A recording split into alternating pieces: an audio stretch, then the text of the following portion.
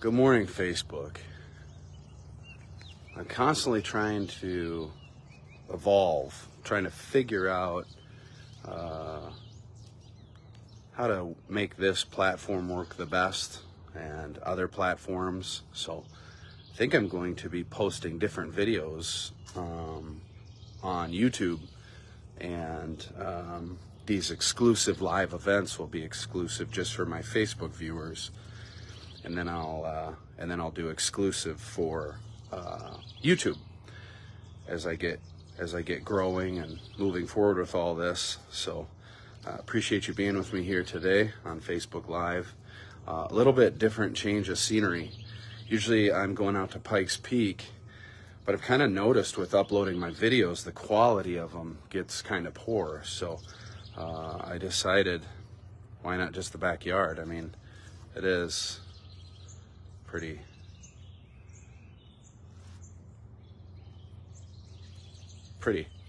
It is pretty. Kind of feels like Pikes Peak a little. So, but we'll see. We'll see how things go. Before I open up the discussion in talking about hormones and their role in our bodies, specifically regarding fat and how fat is placed in our body and how hormones play a role in all of that, I want to say something quickly that just popped in my mind. We tend to be a microwave mentality, and by that I mean when we want something right away, we just pop it in the microwave, right? Just pop it in, and within a matter of seconds to minutes, you can have your food hot and ready to go. But is that the best quality, just heating up food? Not necessarily. People will tell you that some of the best food is cooked kind of long term, cooked in an oven or cooked over a stove. And so it takes time. And so the mentality of this microwave mentality is things done quickly and rather than over time. And I think that can be a very dangerous mindset, because when you're looking for results, let's say we're talking about health, we're talking about getting healthy and either losing weight or gaining weight, we want things quick. And that's not the healthiest way to do it. The healthiest way to do it is slow and steady. And if you think about, some people just have really, really good genetics, if not almost perfect genetics, where, they've got the muscle or they've got the lean body or whatever it might be, but they don't seem to really have to work that hard for it. That is true sometimes, but the majority of the time, most people have to do the hard work. And it depends on where you're at in life, how long you've been working hard at a certain goal. And if it's never been a goal, if it's never been something that you've really considered or looked at, you may be behind the curve, but that's okay, because now is the time to start. Now is the time to be reaching after your goals, both psychologically and physically. So putting in the hard work, there's no way around that. You can just push the microwave button, but chances are you're going to get low quality and you may end up losing interest. The best way to do it, psychologically and physically, is to start with a goal and have an idea of where you want to be, and then slowly reaching small goals to get there. So, in the case of losing weight, you may want to take a little bite off, pun intended. Take a little bite off. So start with a small goal and say, this week, I want to drop a pound. I'm going to eliminate one thing out of my diet that I normally do. If it's that extra sweet, sugary latte that you have in the morning, switch it with a coffee, or switch it with something that's a lot less calories. Remember, yesterday we talked about calories and how 3,500 calories is equal to a pound of fat. So if you take off 500 calories in a day, within a week, you'll have lost a pound. So real simple to do. Change up something you do in the morning, change up something you do at night. It doesn't have to be drastic, and it really shouldn't be drastic, because most people don't work like that. Most people need a slow, steady, and in increments. That's the best way to do it. So, that being said, I want to encourage you today to set a goal and reach small attainable goals, because that will keep the momentum going. And once you have the momentum going, it's really hard to stop that momentum. All right, that being said, I want to talk about hormones today. Now, hormones, this is going to get a little bit scientific. I am a somewhat qualified professional to talk about this. I do have my degree in science and healthcare. I am a nurse. I've been a nurse for around 10 years now, and so I've studied anatomy and physiology, but by no means am I an expert in this. I have enough information to understand processes and the human body, but I am not a doctor. I'm not a dietitian, but I do have enough information to get us started and to understand the hormone system. So, first of all, hormones are chemical messengers. All throughout our body, we're all made up of chemical processes. And the hormones are messengers, are chemical messengers that are sent throughout the blood to regulate the system. And the endocrine system makes up all of these glands, right? We got the thyroid, we got the master gland in the middle of the head called the pituitary. Thyroid controls things. Thymus controls things. The testes, the ovaries. All of those are glands that are part of the endocrine system that regulate hormones.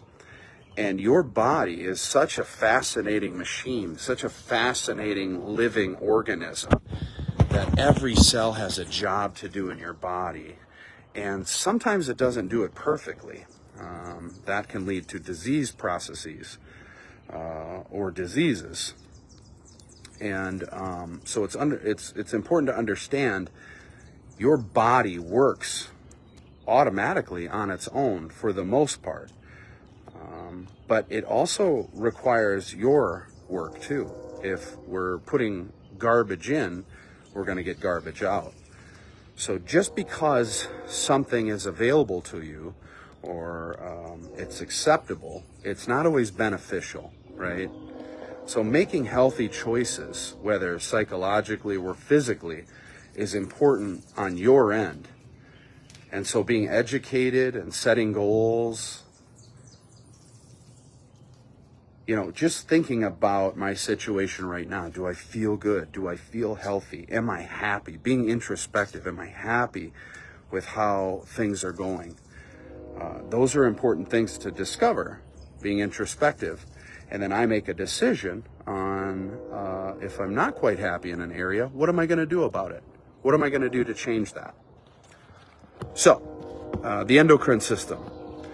Within that endocrine system, it works by allowing hormones to be secreted from these different glands into the bloodstream, and then those hormones then work alongside of the nervous system and the immune system to cope with a variety of different situations. So take, for instance, your adrenal glands.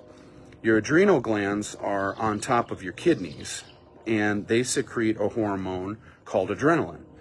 And you might have heard the flight or fight response. That flight or fight response is when a person is stressed or scared, or there's an impending doom, right? Let's say that the bear is coming. He's ready to attack. You have a flight or fight response. And so the fear, the anxiety, all of these hormones rush into the blood system.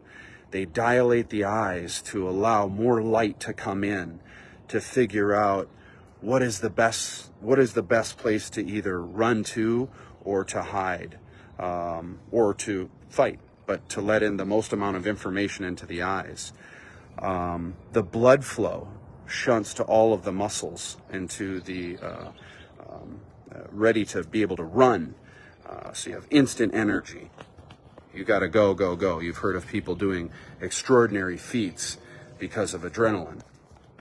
That's a hormone. Okay, so that's one example of a hormone and its function within the body.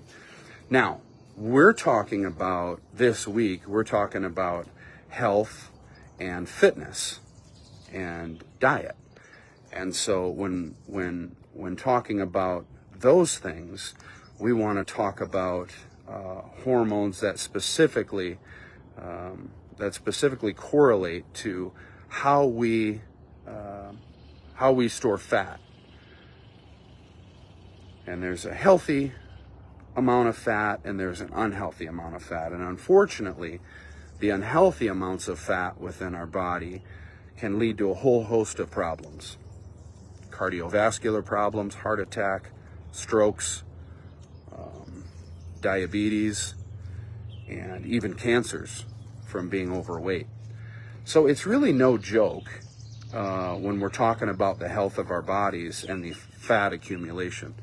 It's something that really should be addressed as soon as possible. And not only just for your own health, but the way you feel. Can you remember the last time that you felt amazing, or you were just a little bit lighter and had a little bit less fat accumulation? You just feel more energetic. You feel more positive. That's important, because when you're setting goals, it's important to know where you want to go. And remembering how you felt about that will help encourage you to go for those. But on that subject, we've talked about this before, willpower. Willpower is not always enough. Unfortunately, there are things working against you when you do have extra fat accumulation. A lot of these hormones can be released that actually work against you. And so it's kind of like working uphill. Not only do you have to put the normal work in that everyone else would have to put in, but you have to put in extra. Not only because you're carrying the extra weight, but you're also not producing the right kinds of hormones, or the hormones aren't working correctly in your body. And so now the work could be doubled. But the thing is if you keep your eye on the prize and you bite off small chunks, small goals, you'll get there over time. It's just, don't expect a microwave to zap it immediately. It's going to take time. It's going to take hard work. But I'm here to encourage you. You can do anything you put your mind to. It's just, how bad do you want that? How bad do you want that goal, that end goal, over being able to be satisfied immediately? But as you and I know, that satisfaction immediately is not long term. It may be just in the moment, and then you may feel guilty afterwards. So it's not a long sustaining quality emotion or feeling. Let's get into this, because this gets a little bit thick. Leptin. Leptin is a hormone that is secreted by the fat cells, and it works in reducing hunger. The problem with leptin is that for some reason, there's been studies to show that at a certain amount of adipose tissue, otherwise known as fat, a certain amount of accumulation of that, actually we become resistant to leptin. So even though as you get a little bit thicker around the midsection or around the thighs or the butt,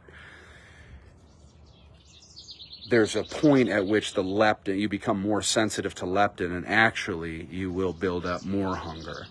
And I wasn't able to find any really good studies that really understand why that is. It seems that science is still trying to figure out why that is. But the way the body's supposed to work is as you build up extra adipose tissue, the body tends to be less hungry because that's all storage, right? The adipose tissue or the fat cells is a storage of energy. It's excess energy that was consumed and can be used for later. But the problem is we get in a cycle of keep eating for whatever reason, hormone imbalances, or an unhealthy relationship, otherwise known as an addiction to food. It may be a coping mechanism.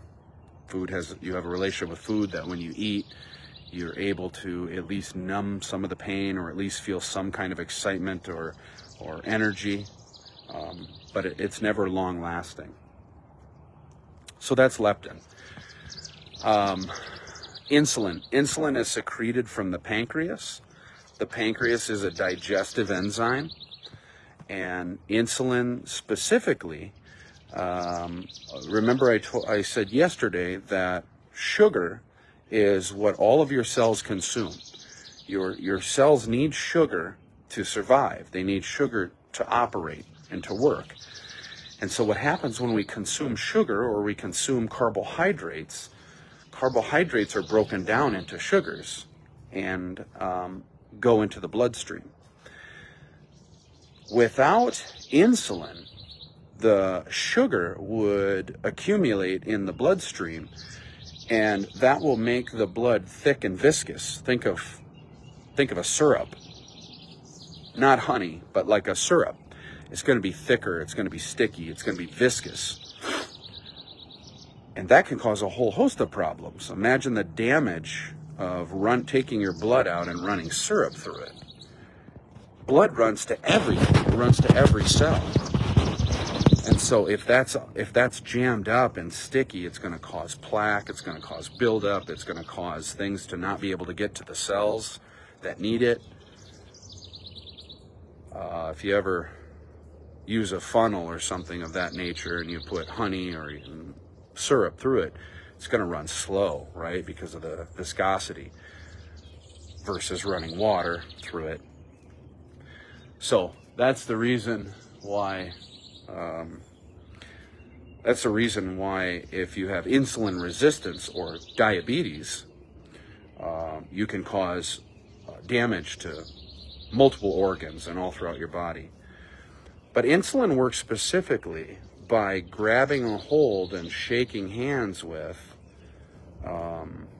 sugar. And then it takes that sugar, locks arms, locks hands, and takes it into the cells, therefore reducing the viscosity of your blood, but feeding those cells. And so not only with insulin resistance are the cells starving for what they need, but they're also getting clogged up by that thick blood.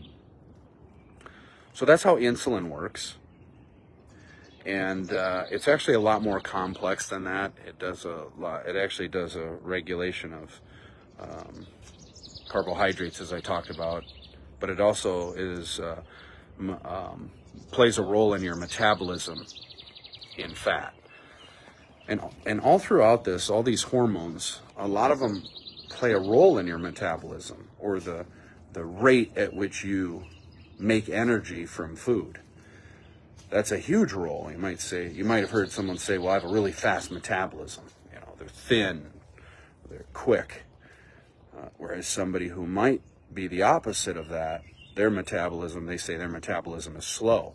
They have a very slow output, consume food, and don't really get the energy out of it. And so that becomes an excess accumulation of adipose tissue and low energy outputs. Sex hormones, testosterone, estrogen, androgens, and oestrogens, they're all part of the human body. Now, we all have a little bit of each, right? As a male, I have androgens, testosterone, but I also have amounts of estrogen too. There's a fancy word called homeostasis in the human body, and that is where the body is always trying to balance itself out. It's always trying to, if it's got something high, then it wants to grab the counterpart and raise that level too. And so if you have high testosterone, you can also increase your high levels of estrogen. And vice versa with females. Females also have a little bit of testosterone in their blood. And it's not because they have testes. It's because actually fat cells can be responsible for releasing these sex hormones as well. And so an excess amount of adipose tissue can create an unhealthy level of hormones. Women can start to notice male type characteristics. They can notice they might have some extra hair or whiskers that start to grow. That can come with a whole host of other things too, but it also can play a role from the adipose tissue that accumulates, releasing those extra sex hormones. Not only do those sex hormones regulate metabolism and strength and different male and female characteristics, but they also play a role in the distribution of the adipose tissue. So, hips, thighs, buttocks, but some of the most unhealthy distribution of adipose tissue is around the abdomen. That is the most unhealthy and will cause the most diseases, or the deadliest diseases, is the accumulation of adipose tissue around the abdomen. But that's part of the role of the sex hormones.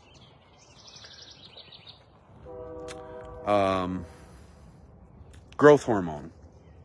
Growth hormone is released by the pituitary, and growth hormone plays a part in our joints, our growth, our bones, our muscle tissue.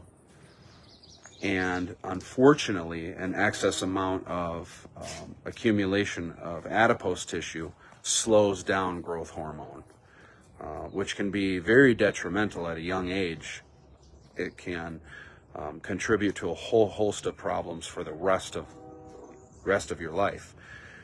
So if you grew up obese or grew up with extra adipose tissue, it may have inhibited changes and things in your body at an early age, which will set you up for a difficult time for the rest of your life, having to combat those issues. So that is, childhood obesity is very unfortunate thing about our species, or our race, or our country, our values, our food systems.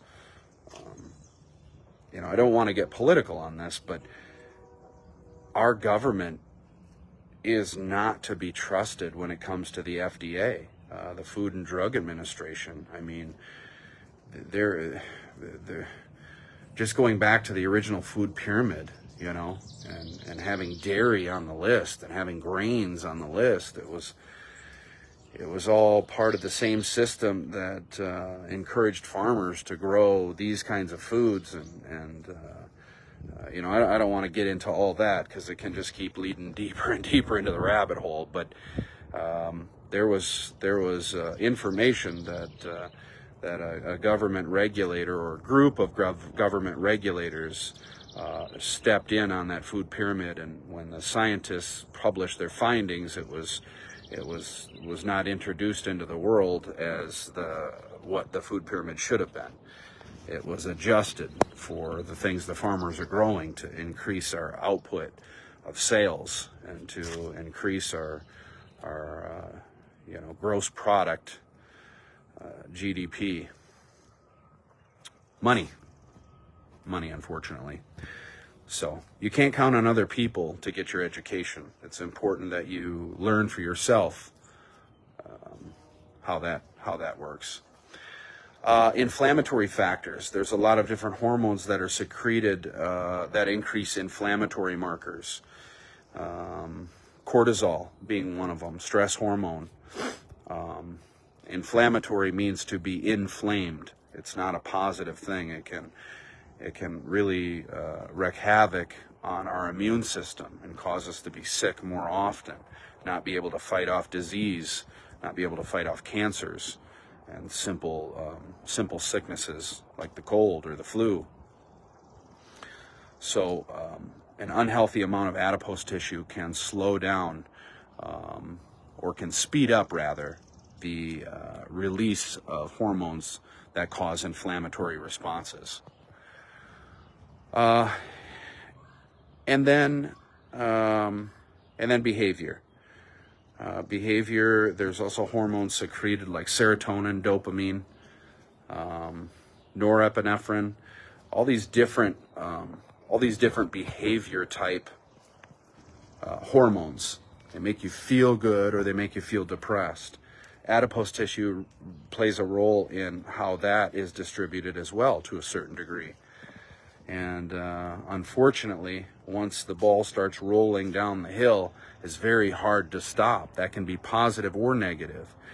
And the negative side of that would look like you start your journey with bad habits, bad eating habits, a bad relationship with food, not understanding, a lack of education, and that ball starts rolling. And throughout life, it doesn't take long for those bad habits to become habitual in nature. And if one day you find yourself having a disease or having issues, cardiovascular, or God forbid, a stroke, and that's when a lot of folks that I see come in and decide that they're going to make some changes. Well, that's great, but those changes could have been made a lot sooner before that trouble started coming around and knocking at the door. But I get it. Such is life, and it can be very difficult and very challenging. But I encourage you today's a great day to start making just one healthy choice, one change, and that will lead to the next, to the next, to the next. And pretty soon, you've got a snowball rolling. Set a goal for 2 years. Set those small goals to get there. But have a goal in 2 years. In 2 years, you're going to be a completely different person. Believe me, you've got everything you need right in front of you. And it's attainable, for sure. But it has to be the right mentality. There's nothing wrong with treating yourself once in a while to keep that ball rolling and exciting. But it's time to start making good decisions, little by little by little. What else we got? I was reading on some various studies that was really interesting about leptin. That was the first thing we talked about, secreted by the fat cells to reduce hunger.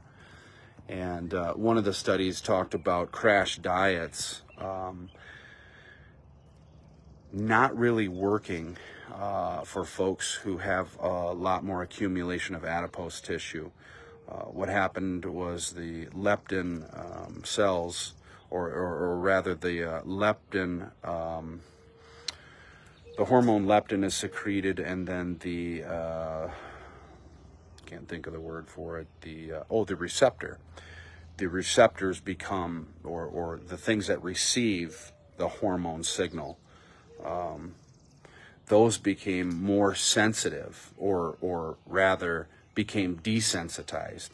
So when leptin was on these crash diets, when this leptin was released, that would normally suppress hunger, was actually desensitized or too used to so much leptin being produced that on the crash diet, you may have found that they just aren't even working anymore.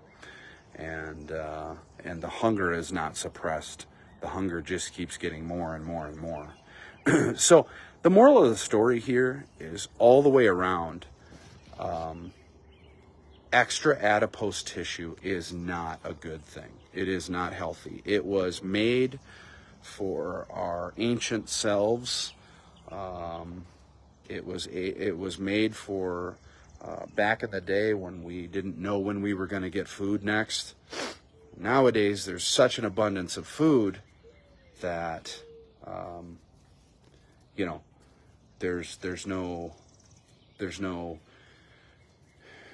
there's no reason to be storing fat, but the body seems to not have been able to be adapted to that. Some of us psychologically haven't been able to adapt to that. So, but yeah, back in the day, we didn't know when to get our next meal, so store the fat while we have the extra food. That was our storage tank, and we could use that for when we actually needed it. So things have changed.